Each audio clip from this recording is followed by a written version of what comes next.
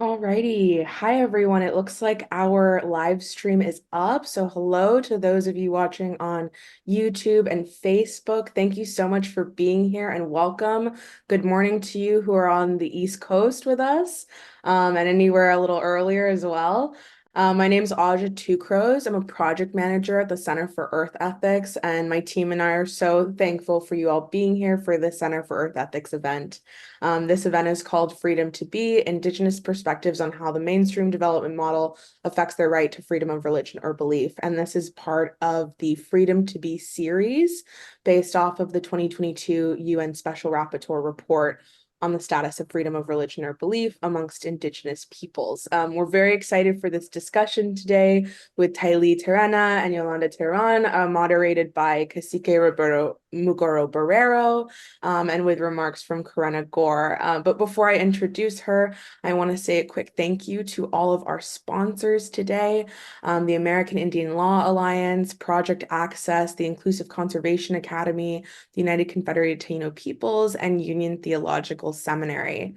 We're really excited for this discussion. We're going to have time for Q&A at the end, so feel free to use the chat function or the Q&A function to leave your questions, and we'll circle back to them at the end. All right, so now I'm really excited to introduce to you Karenna Gore. She's the founder and executive director of the Center for Earth Ethics and a visiting professor in the practice of earth ethics at Union Theological Seminary. Welcome, Karenna.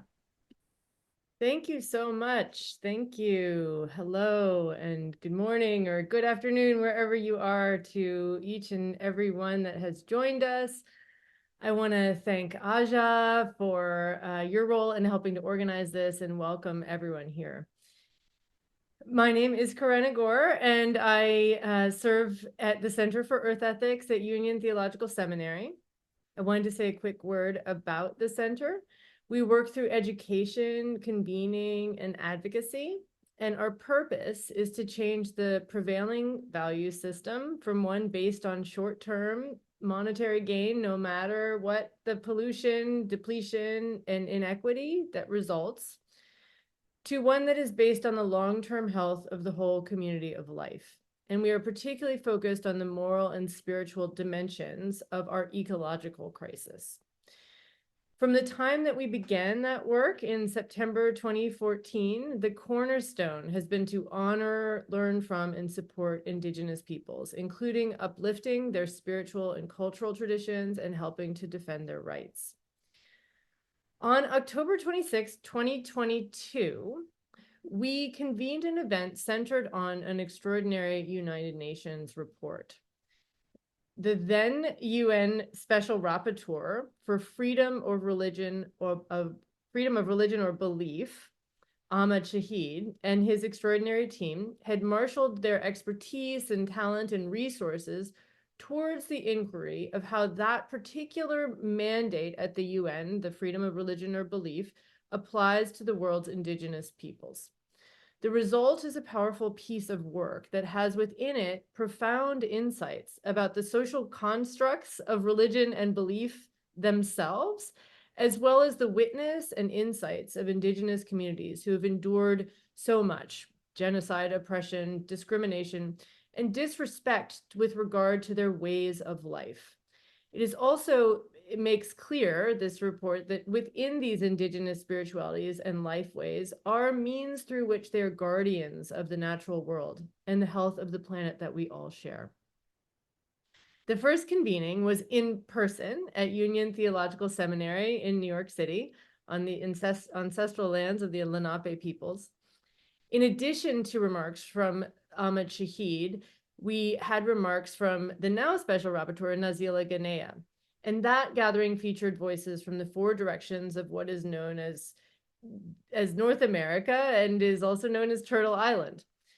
This topic is so rich that we made a decision to make it into a series. And so this is the fourth in that series. The series itself has now featured respondents from over 15 Indigenous communities around the world. The moderator for those last sessions is also the moderator for our discussion today, which is about the issue of development. And I will now introduce him, and then he will introduce our extraordinary speakers. And let me say how honored I am that they are here with us today. Roberto Múkaro Borrero of the Guanea Taino Nation, which is an indigenous peoples whose traditional homelands extend through the greater and lesser Antilles to the southern tip of Florida in the United States, was in 2012 traditionally sanctioned a cacife, a chief, we might say in our culture, of the Guanea Taino tribal community there. Múkaro has over 25 years of experience in indigenous peoples movements, actively engaging the UN system on sustainable development, climate change, biodiversity, and other thematic areas, as well as the Permanent Forum on Indigenous Issues, which of course we have great respect for and is ongoing now. He is an artist, musician, and writer whose most recent publication, Guahia Taino, We Speak Taino, is now available. He has done work for and with notable institutions and organizations over the years, including the International Indian Treaty Council, the American Museum of Natural History, UNESCO, United Nations Development Program, PBS, and others. And he's currently a strategic advisor to the Center for Earth Ethics. We are honored that Múkaro has worked so closely with us and that he's agreed to moderate this important discussion with our extraordinary guests that we are delighted to welcome here. Over to you, Múkaro. Home, Karenna, thank you so much. I really appreciate it, and thank you for the kind words. I'm always very happy and honored to be in partnership with the Center for Earth Ethics and all of our partners who are supporting the program today. It's really my great pleasure to be here with two very well-respected, I consider sisters and relatives, and in the movement. We have Dr. Yolanda Teran, who's from the Indigenous Kichwa Nation of Ecuador. Dr. Teran, she obtained her doctorate degree at the College of Education at the University of New Mexico, with a concentration on language, literacy, socio-cultural studies. And in recognition for her educational work done at various levels, she's achieved 2 postdoctoral fellowships from 2014 to 2016 under the sponsorship of the University of New Mexico's Division of Equity and Inclusion and the Native American Studies Department. And she's currently researching indigenous peoples, languages, and biodiversity. So her goal is to create awareness among students, teachers, and indigenous peoples communities about international issues that affect their rights and life, and as well as to build a bridge between the community and academia based on mutual respect and understanding.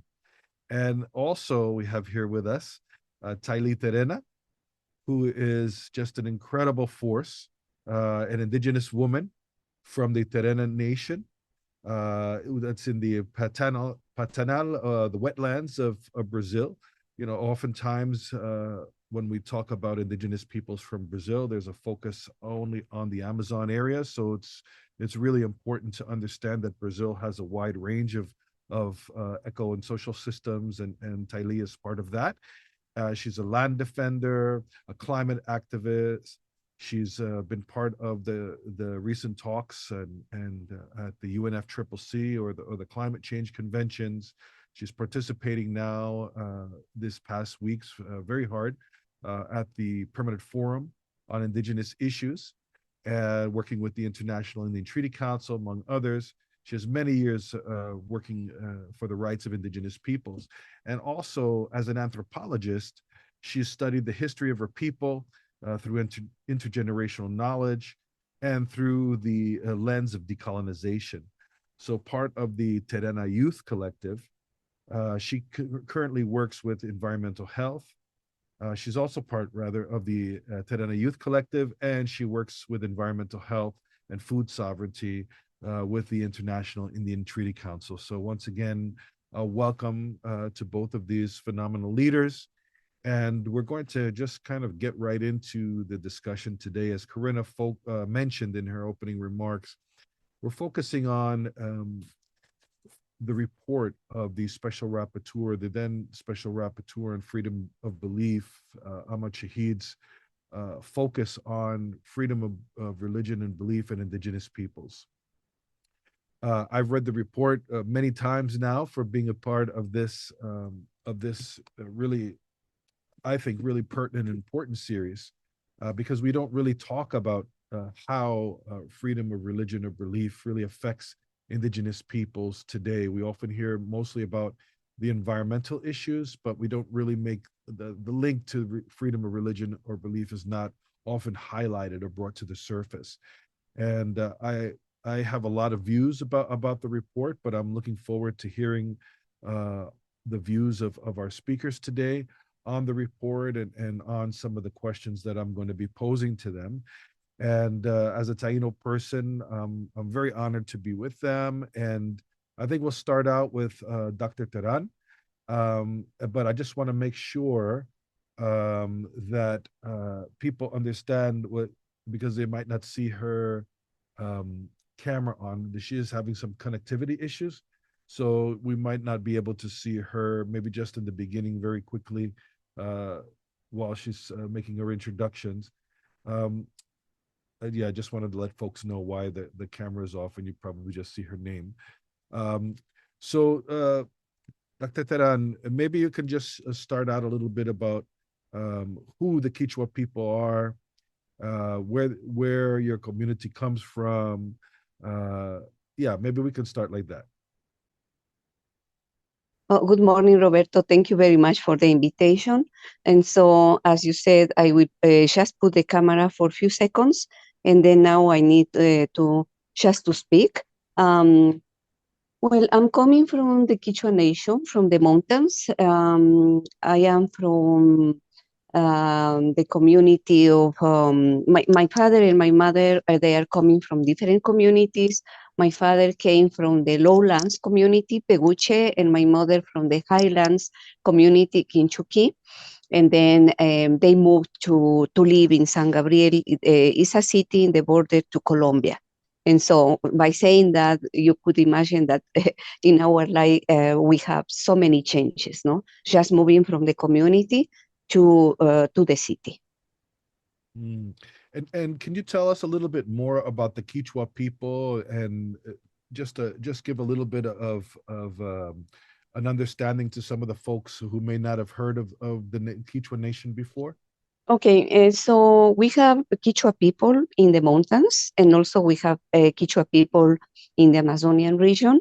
And so we have a great number of people in Kichwa Nation and also in Shuar Nation.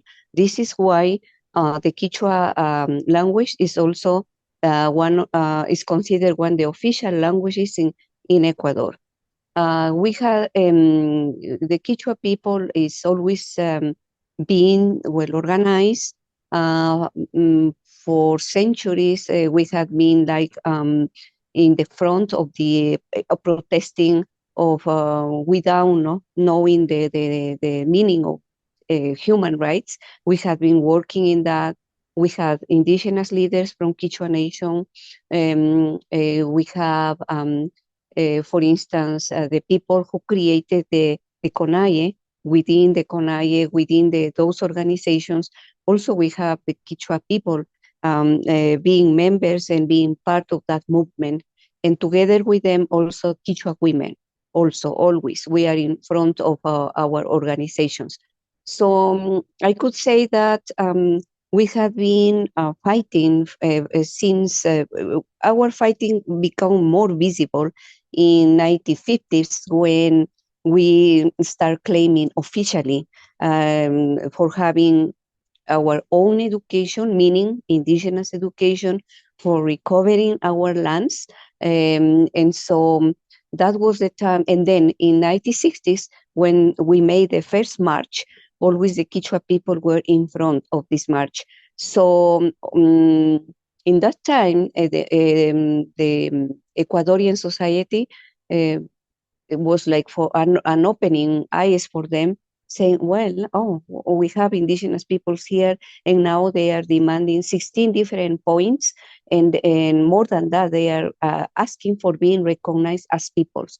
So we have been in front of advocacy all the time, and among Quechua people, we have already professionals, peoples like lawyers, artists, professors, statistic, people who is working with the statistics. This is a main point now. We have people working with the government. We have people, economists. So, and why this happens? Because our parents, they saw that, and they watched so many violences and happening in our territories, in our lands, to our people, to our children.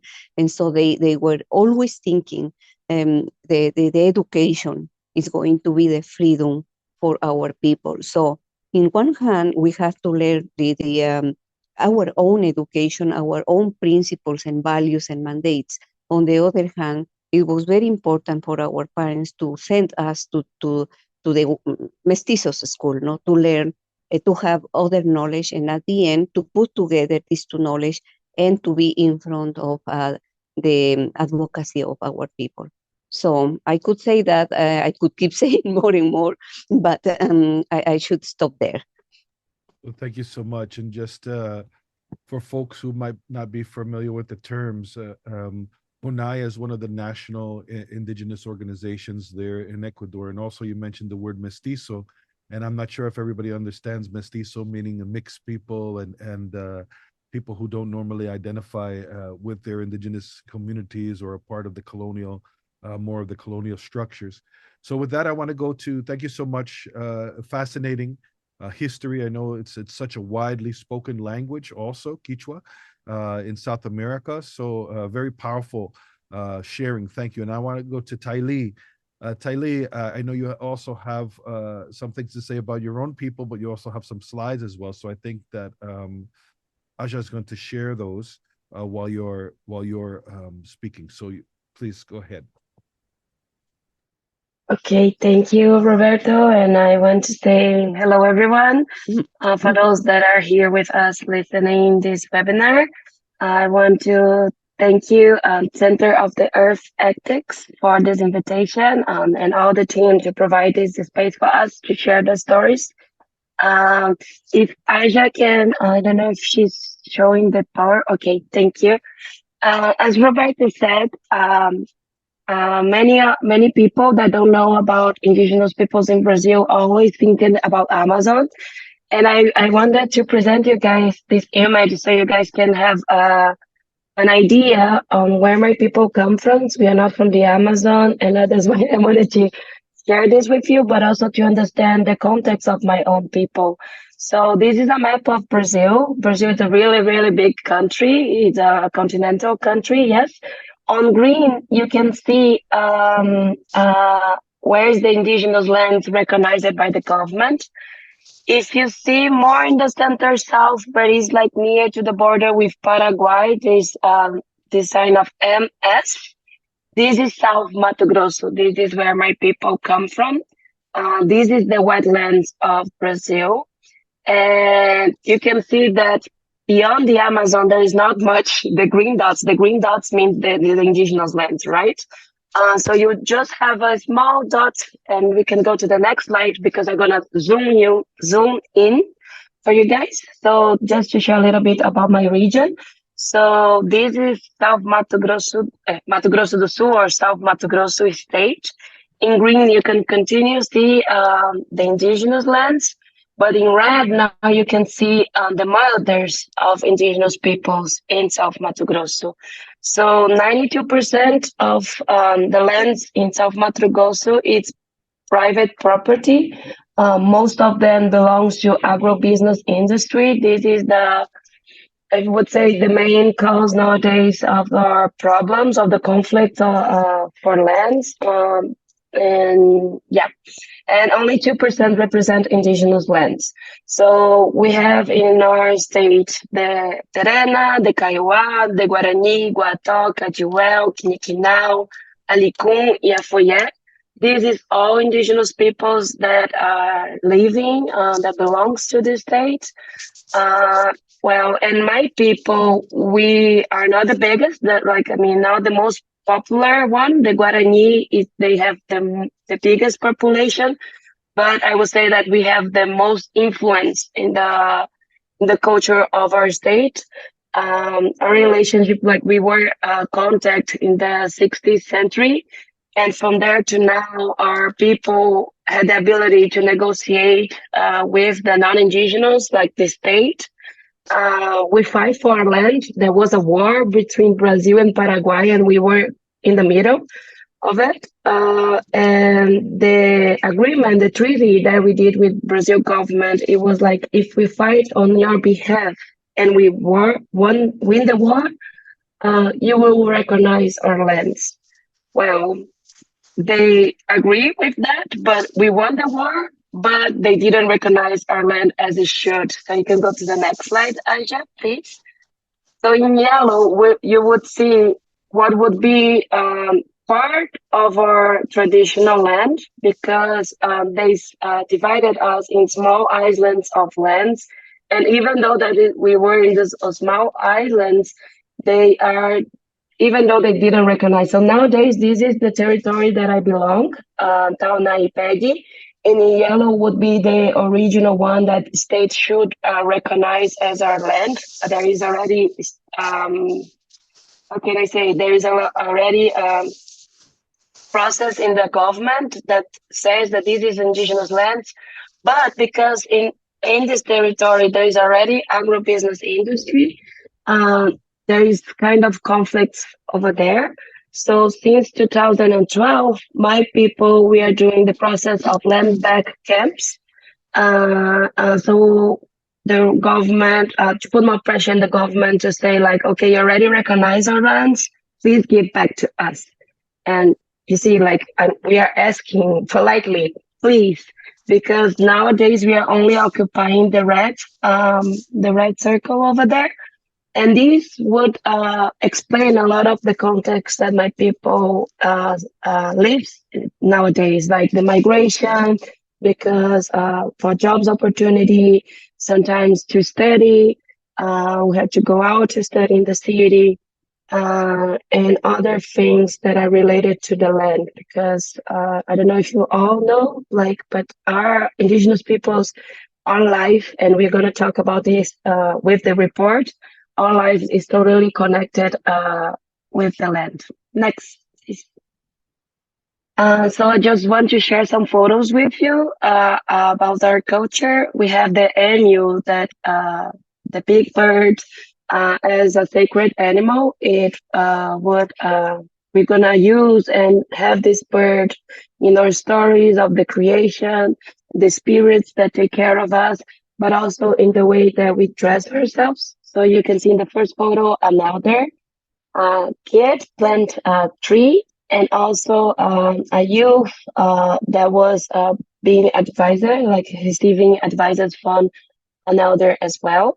So because for us, and for me especially, this connection between the youth, the children, and the elder is really important. And I was created with this cosmovision, the importance on how to be a good ancestor. I can say like this. Next, please, Aja.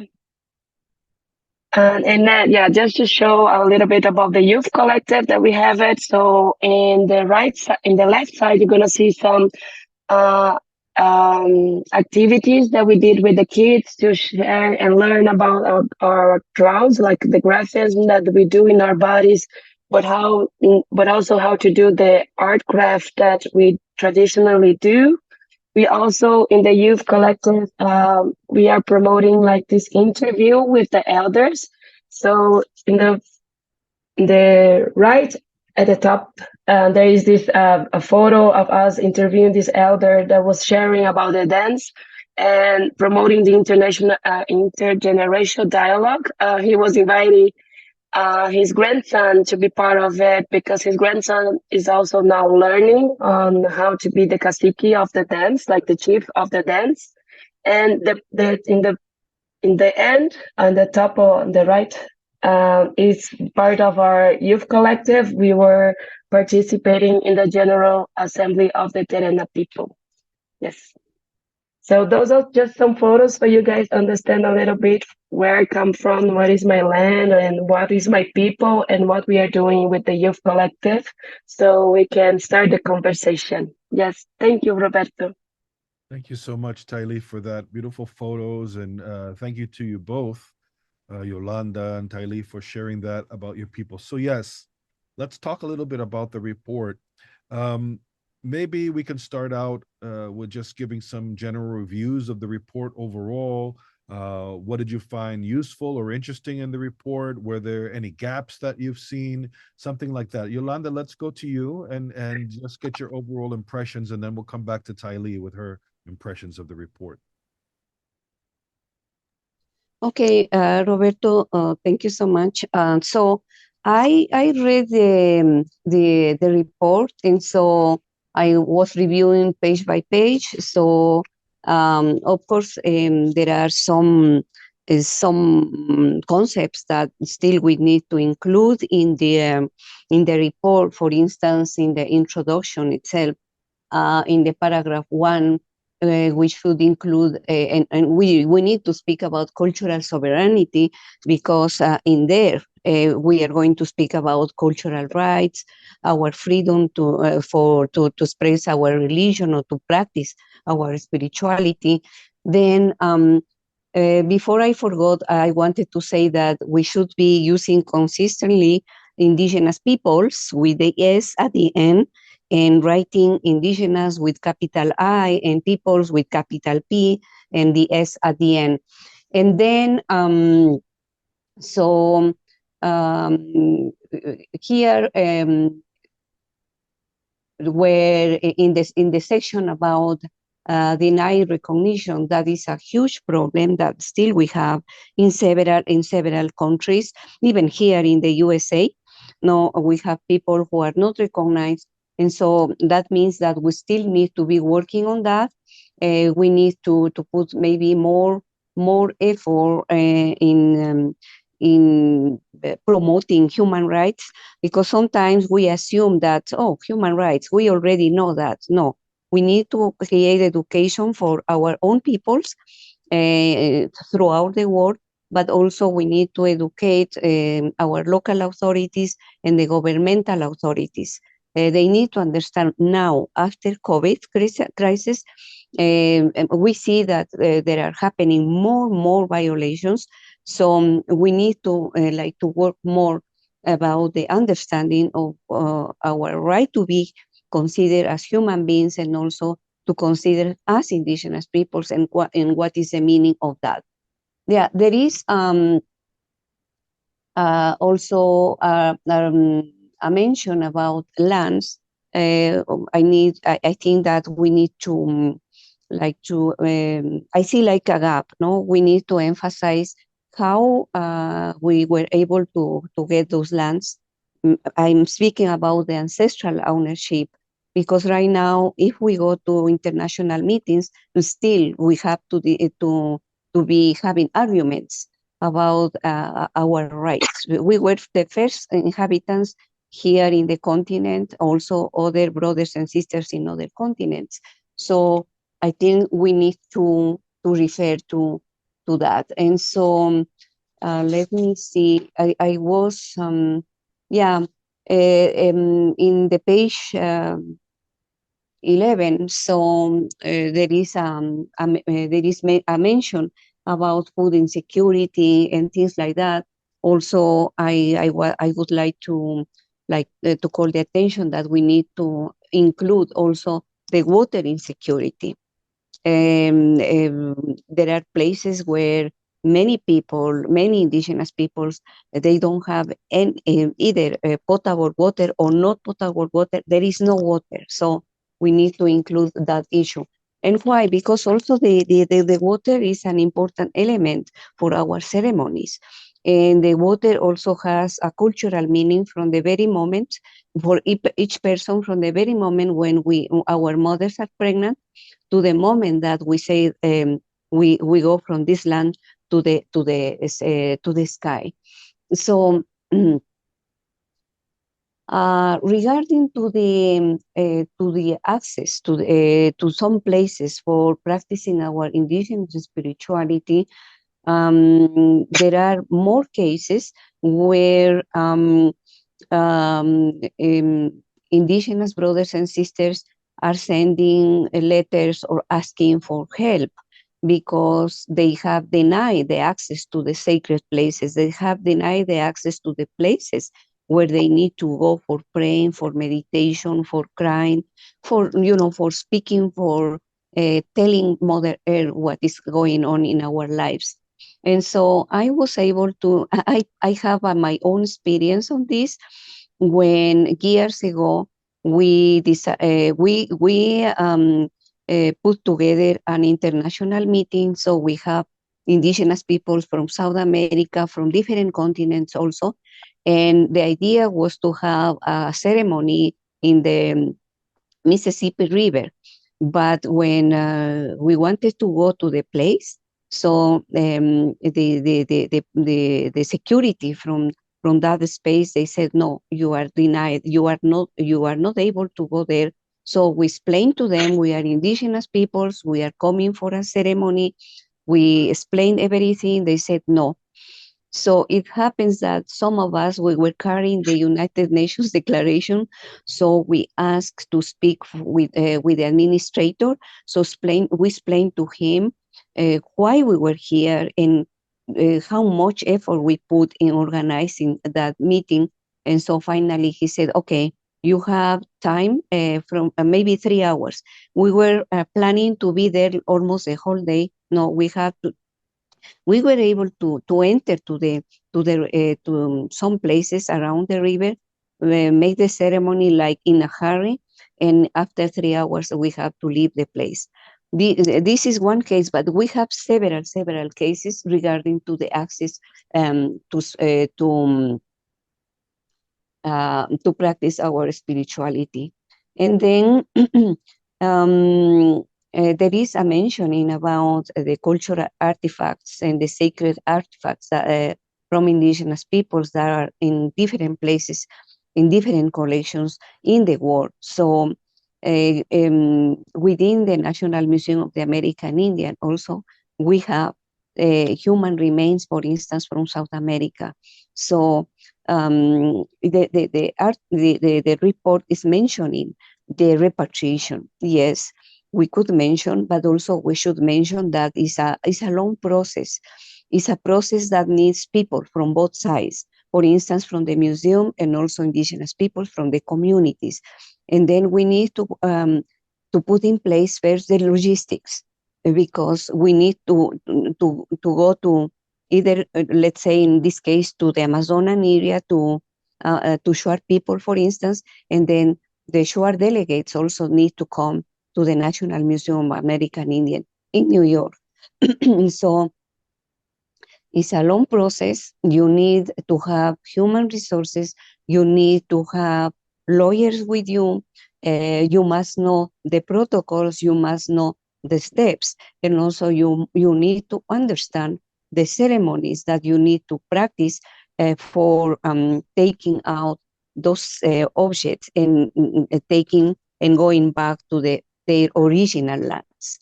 And so it's a huge topic that I know that because I was involved in that repatriation.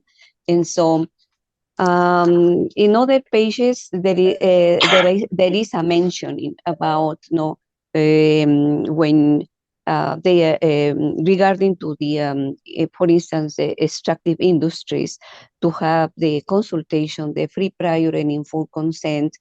And also there is a very quickly mention about pharmaceutical activity. And so in that, we need to mention also the Nagoya Protocol, which is about biopiracy, and how we are using that document in order to stop a little bit the misuse of our genetic resources together with our traditional knowledge. And also to be aware that the biopiracy is not only about plants and animals, it's also happening with the resources from the waters. Um, Thank you. okay, so I have many comments, so maybe Yes. I should stop there to give space to my other sister. Yeah, even if you like, I could type my comments. I have in every page some comments, so No, I would stop there. I really appreciate that you looking so deeply, and I think one of the goals of the Freedom to Be series is to actually put together kind of like a follow-up based on some of these conversations. So I know that your more in-depth look at the report and your comments will be welcome as part of that. I want to go to Taily to get your overall views, but I am going to ask you, there's a number of key findings that the report brings out, and I just want to go into some of those so that people can get a better sense of how this particular topic of freedom of religion affects your particular communities. But Taily, just please share your overall views of the report, and what you might have thought was good. What are some of the gaps? Go ahead, please. Thank you. Thank you, Roberto.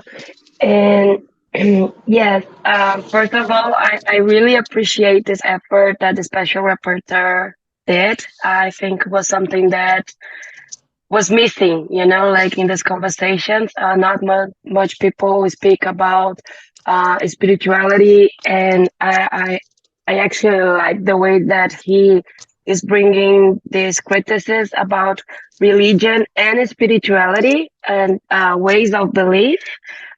Because for most of us, and for example, myself, I don't think I have a religion. I have my own ways of believing, like my own culture, and I like that sister have a hat, and that she say like my religion is my culture, like because this is for us what it is religion, and sometimes we don't feel included in the word that of religion because religion was the word that oppressed us for many years. And I like how the special rapporteur make this effort on talking about the colonization, the importance of the colonized, some concepts about spirituality, religion that he brings in the report. I also like the way he's bringing this idea that I brought in my introduction on how lands are deeply related, like or how our territory is deeply related to the ways that we believe, to our spiritual practices. And I like the way he's doing this effort to try to explain people what it is, because I think sometimes people don't really get it. Even that we sometimes try to explain like we are deeply connected with the land, people sometimes don't really understand. So I really appreciated that effort that he did on trying to, how can I say, going into the details, let me say, yeah, he's going like in the first page and bringing this context on how the colonization silent us in this, how colonization was violent on the way that we practice our culture. So I really recognize this effort. But for me, and also, oh no, and to say also that I recognize and I like it, the way he brought the women's for the report. He brought a specific chapter, can I say, about women's and how colonization also violated the women's and how women's are important for our cultural, religious practices. It's for me, it's kind of weird still to use the word religious. We still have a lot of this construction to do, so we can really felt that religion is also for us. I think this is something that we still have to exercise. I think this report is opening this path of decolonization that we need when we are talking about this issue, because for many years religion is like this, like the Christians, other religions, but in my country it was the Christians, yes. And specific in my community was the Protestants. We have the Catholics, but also the Protestants was the most violent to our culture and to the ways that we practice our spirituality. And I also want to recognize how he bring also the attention to the third gender, to spirits. We have many names to recognize uh, the third gender.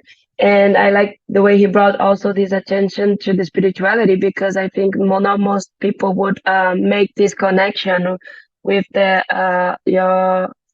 your sexual option. Can I say like this? Or your gender with religion. So I like the way he is proposing this conversation. But for me, there is some gaps still, and of course, like this is just first of all, like I think there is these gaps that we have in this report is also things that we need to work on. So, for example, I want to bring two of them that for me, and then I can share a little bit about the story and how I feel that it's missing. One is related to mental health, and how the denying of our practices, like it's related to our mental health, and this I can talk especially related to the youth. So, for example, in our community, we were forbidden to practice our own spirituality for many years. If you nowadays go in our community and ask, oh, can I see a shaman? Can I see, we call it Koshomenochi. Oh, do you have Koshomenochi? Do you have the shaman in our community? People would say, no, we don't have this anymore. We don't do those things. This is a witchy thing, like because like the Protestants, when they arrived in our community, most of our own shamans were murdered. Like the bodies were being exposed in the community, saying like, if you practice those things, this is what is gonna happen to you. So for generations, I think from my grandmother, and I can my grandmother. Okay, yes. Sorry, I have to translate in my head. But like in the generation of my grandmother, my grandfather, they were forbidden to practice their culture. They were taught that this was something wrong because of the church, because of the religion, of the Catholicism and the Protestants. So now, like 2 generations after, we felt this, we miss this. We miss this. Our spirit sometimes is calling for us, like, we need to do something, but because it was not allowed for many years, the youth doesn't know the path or the ways that they will practice our own spirituality. And this is related to our mental health. We see like some suicide cases because we say that the spirit is lost, like the spirit is not finding the way to practice, to be free, to be free to be who he is. So my recommendation would be that in the next report, he would focus on the mental health and how the lack of the practice of our own spirituality can and is related to mental health. The other point that I would like to add is about cultural appropriation. So in one hand, it was forbidden for us to practice in our own culture, our own spirituality. But in another hand, now we see a cultural appropriation of our own spiritual practices because it's now it's a thing, like a hipster thing. I don't know what would be the specific term, but we see non-Indigenous peoples going in our communities. And this I will bring the case from the relatives from the Amazon that have the ayahuasca. For those who doesn't know, ayahuasca is a drink that we have in ceremonies. And while the non-Indigenous would say like this is a hallucinogenic drink. So a lot of non-Indigenous goes to our communities, have the ceremonies, and then get those drinks and go outside and sell themselves as new shamans of the new area. but they don't respect the process of being a shaman in our cultures. They don't respect the culture. They don't respect our traditional, and they just steal our knowledge and go outside and do propagandas. And I had the case like last month here in April. So yeah, last month or in the end of February, we had these cases of a relative that went here in the U.S. To participate in the event, and he saw a non-indigenous all dressed with their regalia and doing the paintings. But he knows that this guy is not indigenous, and he started to ask like, what is the money that you're collecting on our behalf? Because you're collecting a lot of money. I'm seeing that you're doing a lot of ceremonies, saying now that you are a shaman of our people, but you're not a shaman. You're not helping our people.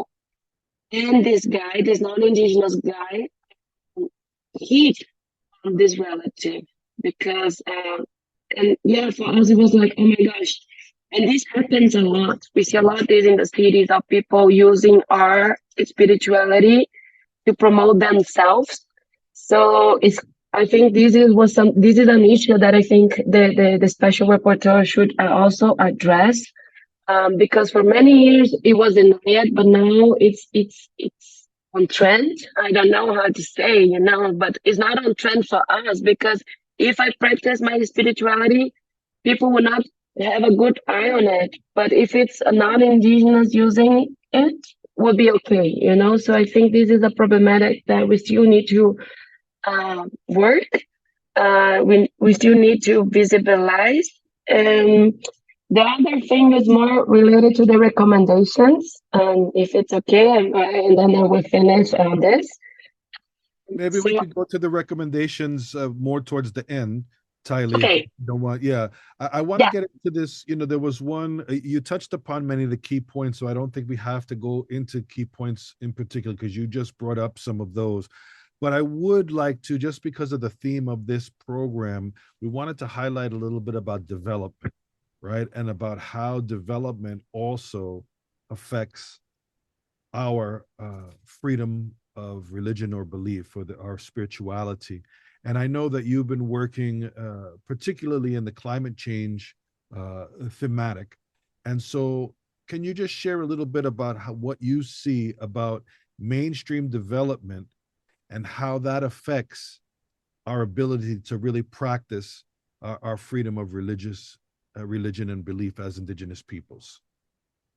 Yes. So the so-called development, or for example, nowadays Brazil is using the term of sustainable development, but we don't recognize that as sustainable or development, because for us, in our way of view, the world would be different. But this so-called development is threatening our lands. And it's there in the report how agro-industrial farming, extractivism farming that are promoting the development of our own countries is actually invading our lands, poisoning our waters, poisoning the air that we breathe. And this is like a barrier for us to practice our spirituality. And for example, I can bring the case of my people, if I can share this small story. So in my people, in our culture, in our spirituality, we have many spirits that live in this planet and guide us. I came from the wetlands, so the spirit of the water is really special and sacred for us.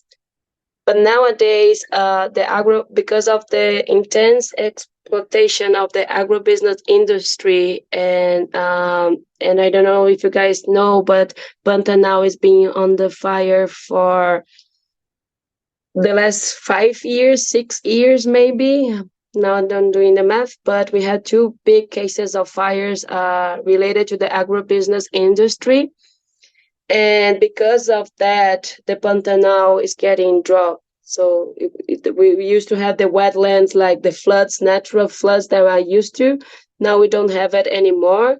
And in our belief, we have the story that Enone, that is the spirit of the water, she goes like flying to water and water, like to lagoon, through the rain. Like, so today she's in this lagoon, but in the next rain she will fly in the rain to the next lagoon, and she would like go floating and dancing in the sky and visiting the communities and providing food and providing water. But due to the fires, due to the climate change, and now is not arriving in our communities anymore. We're getting this like disproportional draws that I had never seen in my life. Like, there is a lagoon that has a spring that, in our belief, we say that this is her home. She lives in the bottle.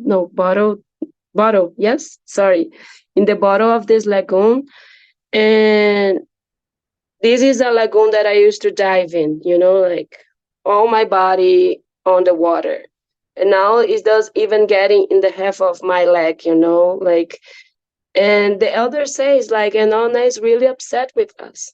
Enona, like, we cannot do our practices, our spirituality to honor Enona because there's no more water to honor her. So when we talk about sustainable development and all those things, what is so that's why I ask, what is the sustainable on this? Because we are not respecting the spirits that have there. We're not respecting the other living beings that have there, because like last year we had this big fire in the Pantanal. I saw with my own eyes the animals running into our community, and I say like to ask for help because they were like, their home was being burned and there was no safe place to go. They were trying to go to our community, and we can see the birds like trying to dive in the water to trying to find some food, to trying to find some relief for the burns on their bodies. And it was kind of scared. And then you see like in the negotiations international level, people talking about loss and damage. How can you put a price in something that is not only related to the land, to the territory, but on to our practices, to our spiritual practices? How you put a price in something that is not only damaging my life right now, but will damage the relationship and the connection to our spirituality for many generations? Because if this lagoon got totally dry, and Ona is not coming anymore, like our spiritual entity is not coming anymore. So how you could put the price on this, And this is some of the concerns that I have when we have this conversation about development. We have other spirits that manifest in these planets, not only the spirits of the water, but I really connected with the spirits of the water. So that's why I want to bring her to this conversation. And yeah, I think Thank to you. not go further, I Yes, would bring yes. this case for you guys. No, very important. Thank you so much for sharing that. It really highlights the impact, right, on what we're talking about here. I want to go to Yolanda. I know that she had a bit of connection problem, but Yolanda, do you have a case yourself that you want to share, if you're able, about how development has affected the spirituality or religious beliefs of the Kichwa people?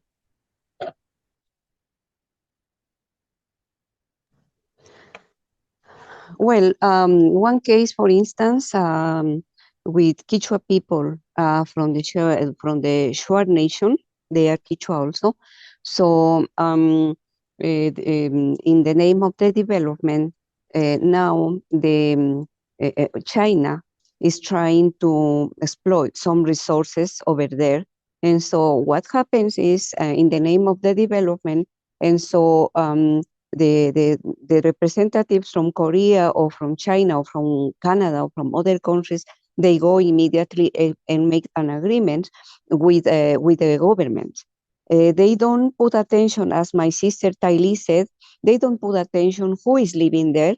They don't put attention to the native animals, to the native plants, to the rivers, to the all ecosystems. So this is happening even right now because and there are videos about the displacement of Kichwa people from their community because from one day to night they found that there were heavy machines over there in the community, and they asked, "What is this? Why is this?"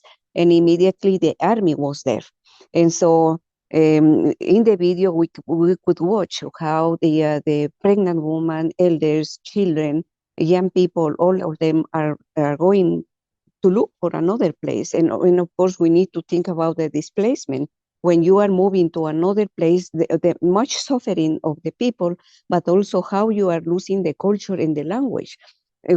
Of course, if you find another place, you need to accommodate yourself to, and you need to relearn how to live in the new place. That is one case. Another case is when in the name, there are those mechanisms for that globally indigenous peoples have to be in agreement for climate change, for carbon risk, and so on. So what is happening not only with Kichwa people but throughout the world is, for instance, they said we are going to keep this forest, and so the carbon will be there, but in reciprocity, the government is going to give you some money or some help, some benefit sharing, no? And so what is happening is we need to have in mind that we are coming from oral tradition.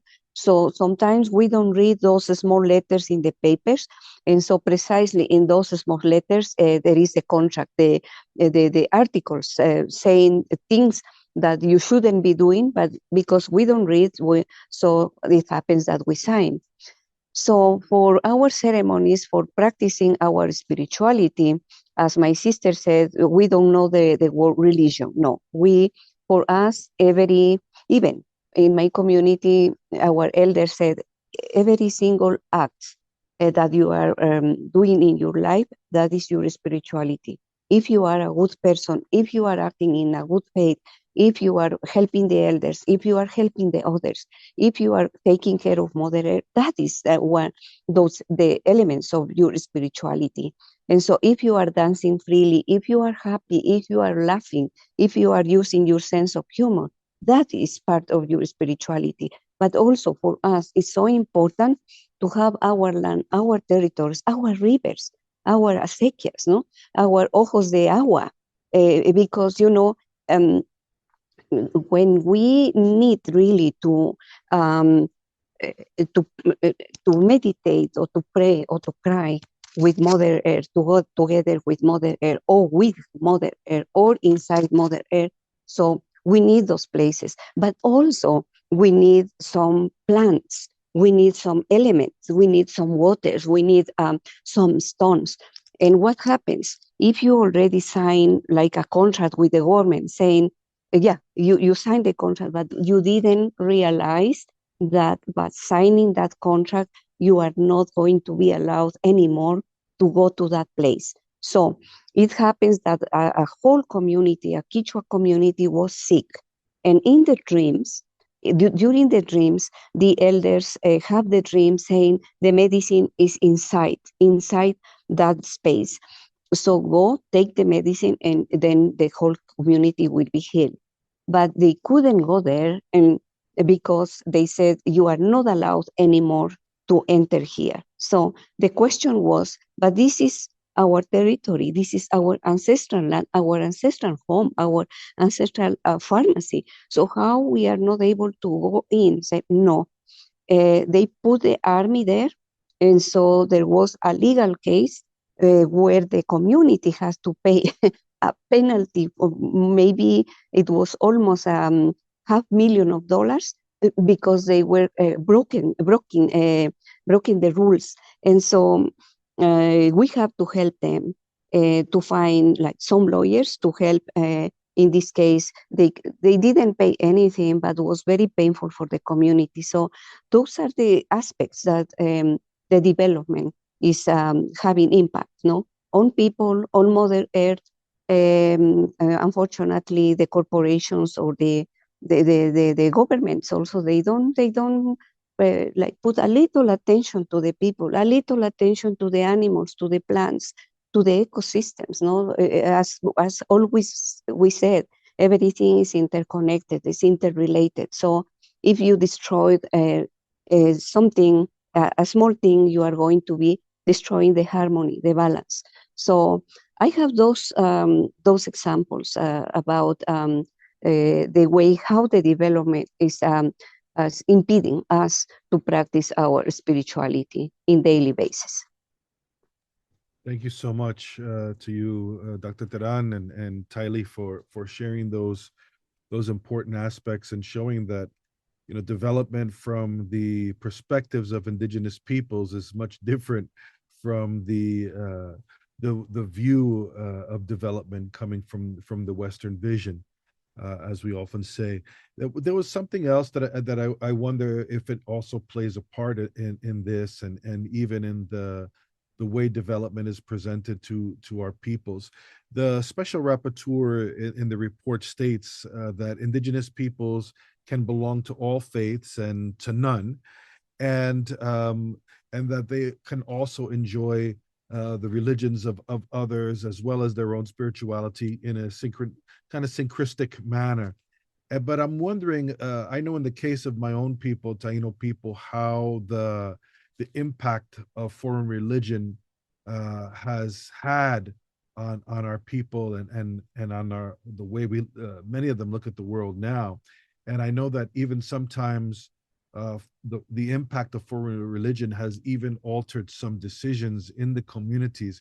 And I'm wondering, within your communities, are you seeing the imposition of foreign religions hindering some of the things that you want to do as far as development for your own, and meaning indigenous development, not the Western view of development, but indigenous development on the communities of your peoples? So I'll go back to Taily for this. I'm not sure if you're understanding what I'm saying, but you know, how is that impact? Is it a hindrance? Is it helping, as you know, in the way that you see and you want to see your own communities develop? Thank you, Roberto. I think this is a kind of tricky question. So to start, for me, synchronicity, it's a way that we found to survive. You know, it's not something I say as a really nice thing. It's just a way that we found it to survive. And I can share the story of my family. So in our people, the Koishomenuchis, the shaman, they can see the future through dreams, to images, like, or receive spirits to talk with them. So these basically are three ways. So in my family, we had my grandfather, Pakaku, that used to be one of those shamans in our people. And back in the days, we didn't have caciques, like chiefs. They would be the same person. Our spiritual leader would be our chief at the same time. So Pakaku, he saw in one of his dreams that he would arrive a different Purutuya. That would be the white man. And I put it like this, yeah, but the white man would come, but would be a different one that we already have contact with. These would be more violent. These would be more aggressive. And if we not relate with him, he would murder us. Because even though that we had contact for many, many years, 16th century, as I told you guys, there was this rule in my community that, okay, there is this new people here with us, but we don't mix with them. We respect them, we recognize them, but we have our own ways of live, our beliefs, our political way, everything. But Pakaku said that this one that would come in would be different, would be more violent, and start to happen those things that I told you guys about forbidding our practices, murdering the ones that are practicing these cultures, these rituals. And then to avoid this, Pakaku was the first one in our community to be baptized. And after this, a lot of things change in our communities. A lot of things change in our communities because the church arrived, not only the priests, but they started to create a lot of churches in our community. For example, in my community, we have 2 schools only, one for little kids and one for teenagers. I don't know how to say in English those series, but you guys understand me, yes, for the small ones and initial schools, and then in the teenager age, only 2, and we have more than 20 churches inside our territory that impose us the rules in our communities, because even though that they say they respect, in a practical way, in a daily life, we see a lot of discrimination to the ones that still are connecting, especially, for example, now with the youth collective, we are trying to bring it back, those practices that are still there, but they are kind of being hidden, so they will not be discriminalized. And in those talks that we have with the elders, I've heard a story that I really like I really like. Well, kind of, I really like, because sometimes it's like, oh, we have some hope, but oh, when this will happen. Another elder that is still living nowadays, he said that our people would only be free, totally free, like have the autonomy, and maybe this is the development that you're bringing, Roberto, when we release ourselves from the 3 crosses. So the first crosses that got in our territory was the Catholicism. The second one is the Protestants. And now we are seeing the third one that is arriving from the last years. That is the Ubanda. It's a Afro religion that we have it in Brazil. And so we're still in this process of being getting the freedom to be who we are for real. So for me, this development for my community would be when we get to this point, when we get to be free to do our own practices, our own rituals. We still have it. We know those stories, but unfortunately, it's not something that it's practiced by all people, because people are still judging a lot. People have a lot of the vision of the church. For example, my own family, when I started to practice those things, they would give me the bad eye. Like, my grandmother would say, like, this is not something good. You're working with witchiness. I was like, no, I'm reclaiming our own way to see the world, because I have it. I dream a lot. So my dreams bring the stories for me, bring what I want to see for my future, what I want to see for my people. So for me, the development of my people would be the sovereignty to practice our own spirituality, that our beliefs, our rituals were not something forbidden. And I think when we got this, when we get back these practices, not only for some people, not only for a few people, but for the community, I think we will have the development that we want. I like the way the reporters say that we had the freedom to choose any religion that we wanted.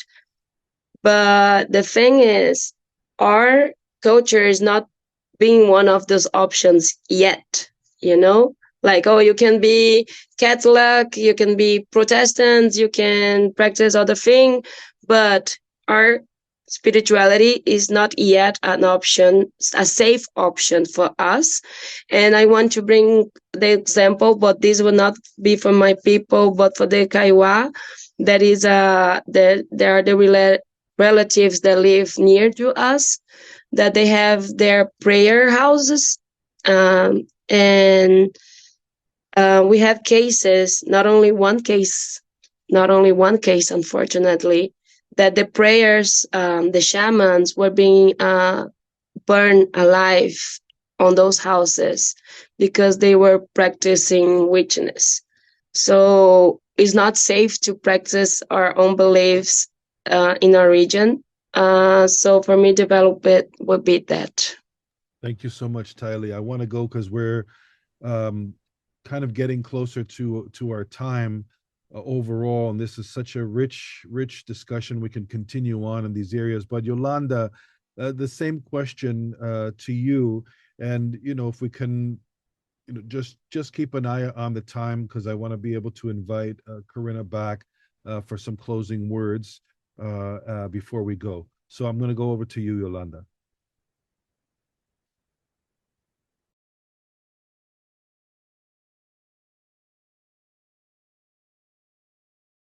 I'm not sure if you're having a connection difficulty, but you would have to. No, okay, thank you. I'm sorry. I was saying that in Ecuador, we and also within the Kichwa Nation, we have several churches, several sectas where that we see and we saw until now that what they were doing is in the name of any religion, in the name of different gods, they divided the people. So indigenous peoples got divided to the point that we need to, to come back with the elders and try to make the peace. That is one aspect. The other aspect is also going back to the history, how the church has connection with the people who was borrowing money and the sellers of liquor. So they put those feasts, for instance, St. George feast.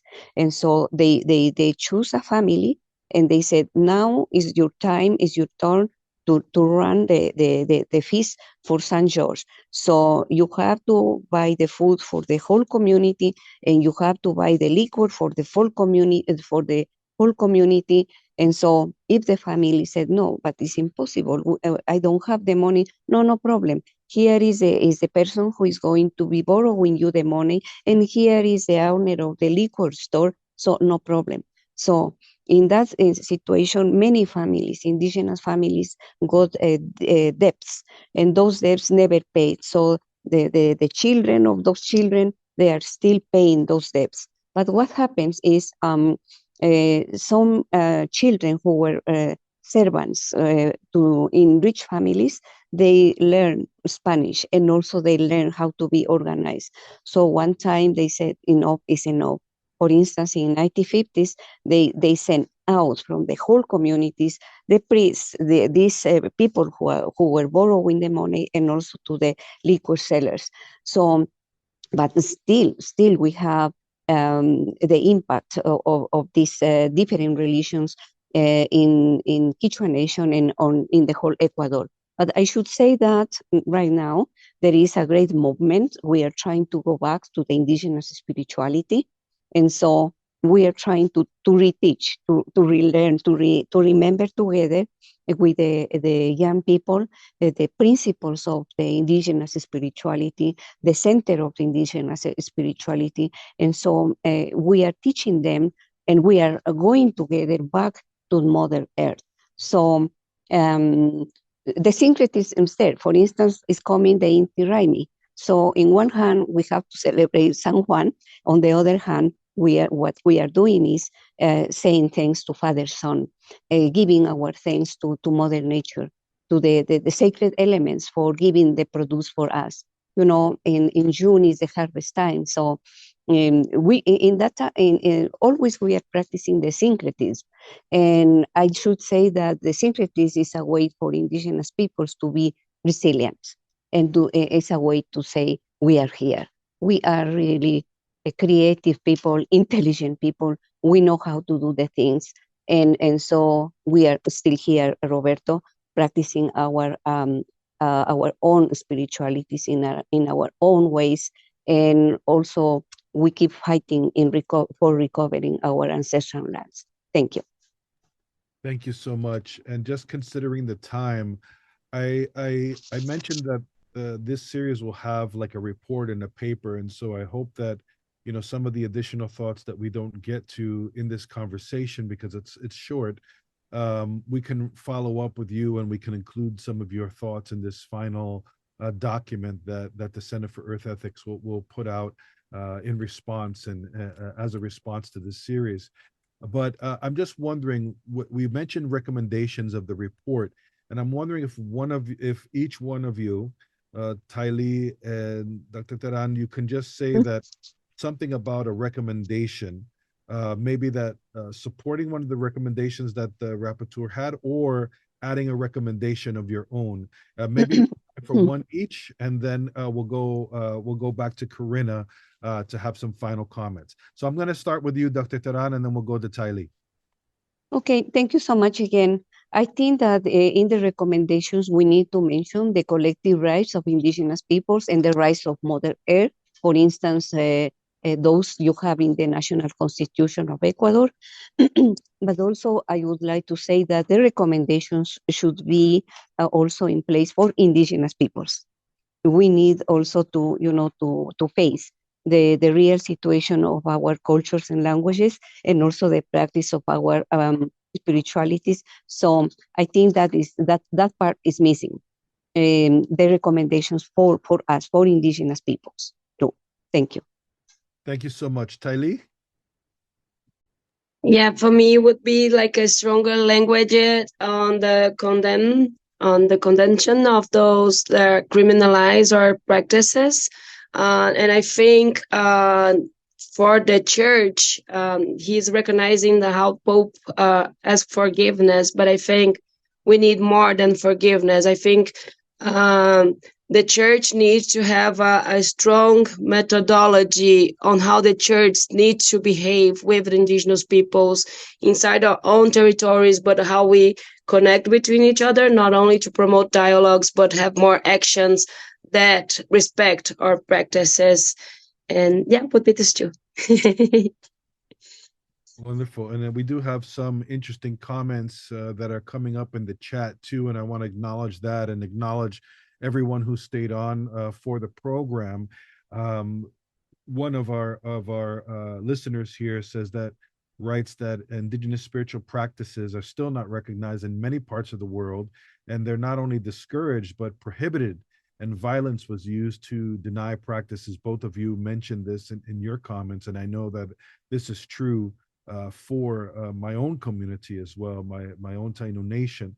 And they go on to write that it's long overdue that the UN and nation states officially recognize and make room for indigenous spiritual practices. And I think that this is something that the special rapporteur also highlights. So there's thanks to you both. There's an interesting comment. I just wanted to make sure that I said that one of the listeners mentions that in Senegal, the word for religion translates to what we do. I think that's very interesting. And how is this also connected with U.S. indigenous peoples, violating indigenous peoples here as well and in Canada? Well, I think that Dr. Teran did mention a case of some violation of religious practice in the beginning of comments, but in some of the other programs of Freedom to Be, we did focus and have indigenous speakers from what we would call Turtle Island or the US and Canada. And in this program, we wanted to focus a little bit more on South America because we hadn't really looked into this region yet, and which is why we invited Taily and Dr. Teran here today.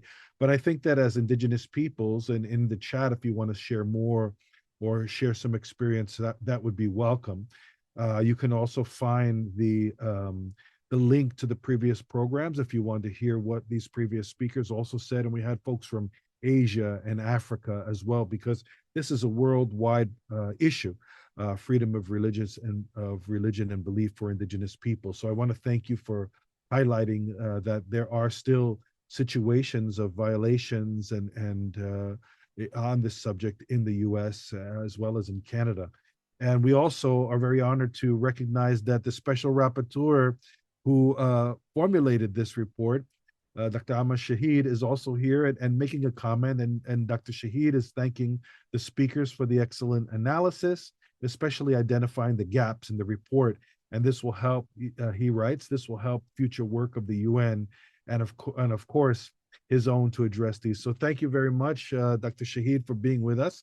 And right now, I want to give an opportunity to Karenna Gore as we're coming back to coming towards the end of our time together this morning in this special program that was done in recognition and as a side event of the UN Permanent Forum on Indigenous Issues. I think this is a very important contribution to the Permanent Forum process. So I want to turn it over to Karenna to maybe provide some reflection on what you heard and ways forward, and then we'll close up. Thank you so much. Thank you very much for this extremely powerful and insightful conversation.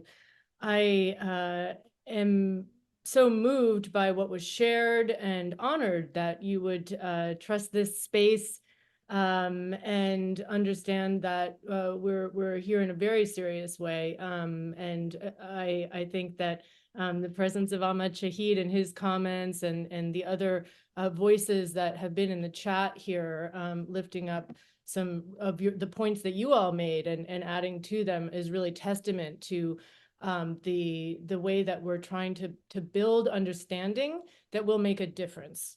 And we're so grateful that you trust that and that you're here with us. I want to just lift up a few things that I heard. One is this point about religion, that it is not a word or a concept that will resonate with many Indigenous peoples.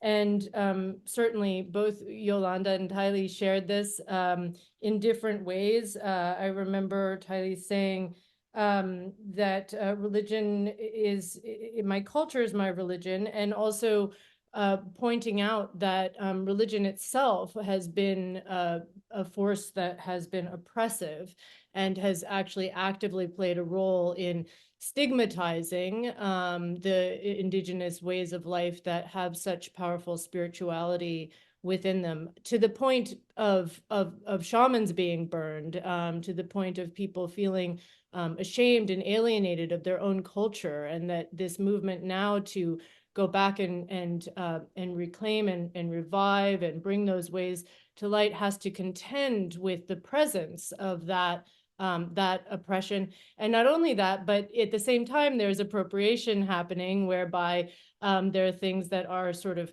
commercializing and commodifying it with outsiders. And so this is a very complex situation that it's really important that we have a greater understanding of in that way.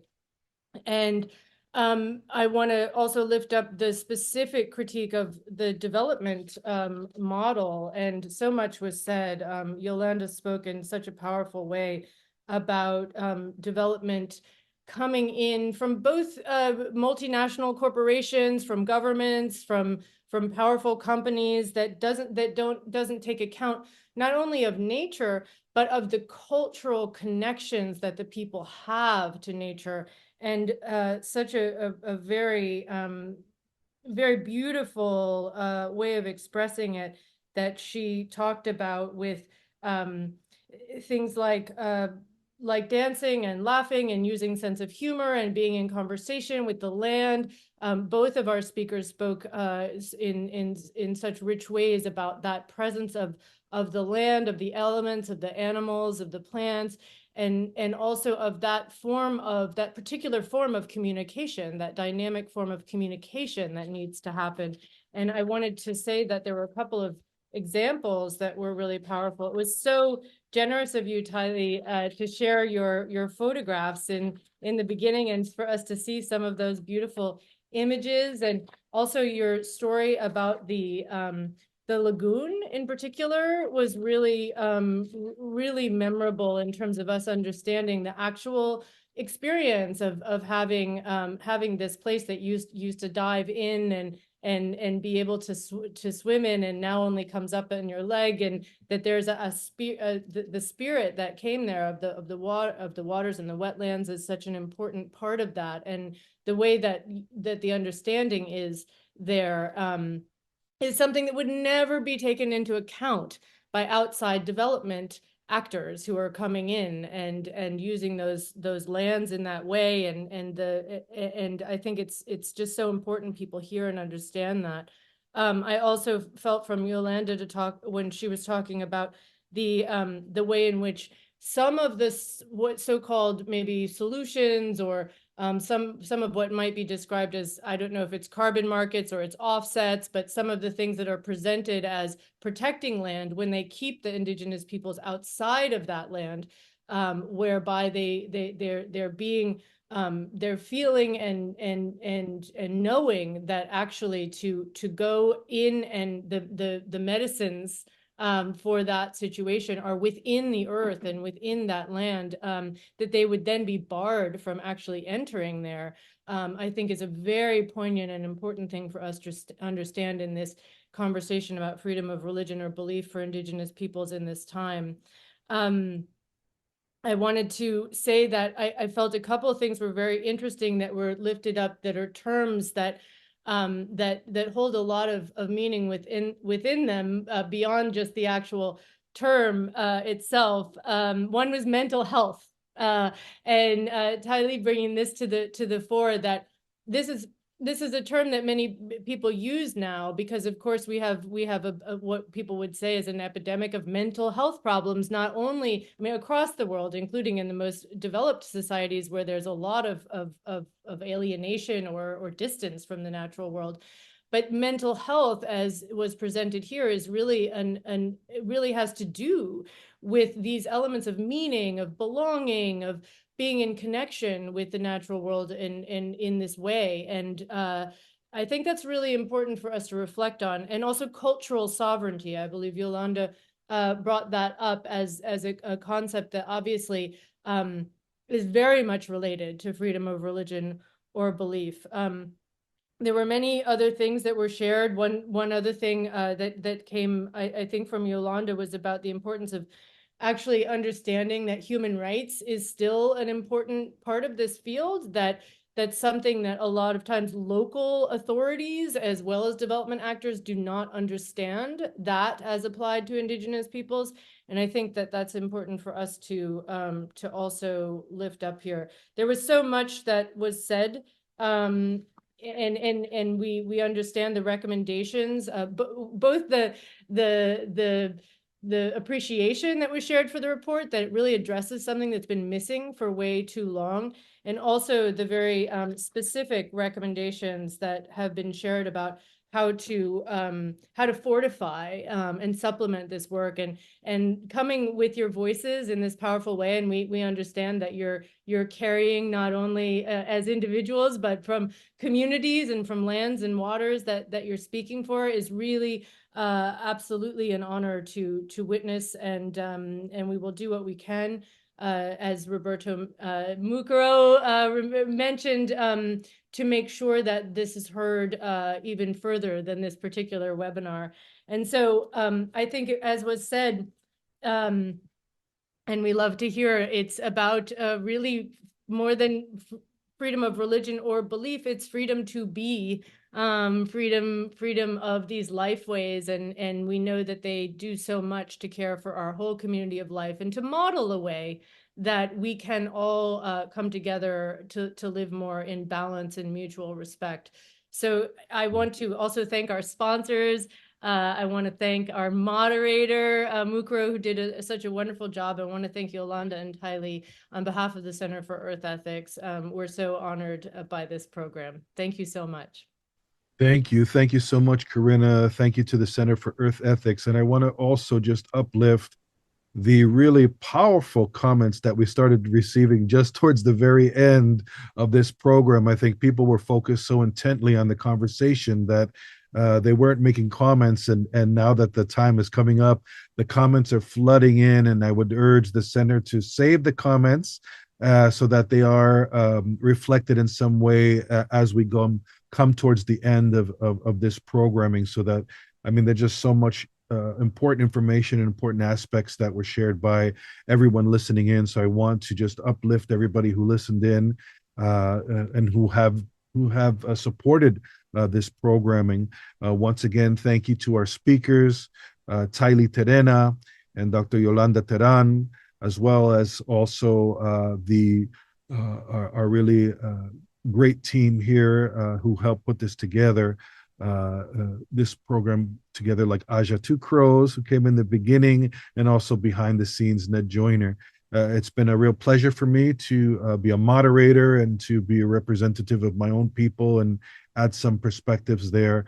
But I really enjoyed the conversation and look forward to continuing.